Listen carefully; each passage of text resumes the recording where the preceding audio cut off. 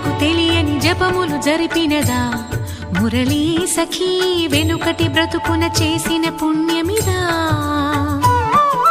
తనువును నిలువున తొలిచిన గాయములే తన జన్మకి తరగని వరముల సిరులని తలచినదా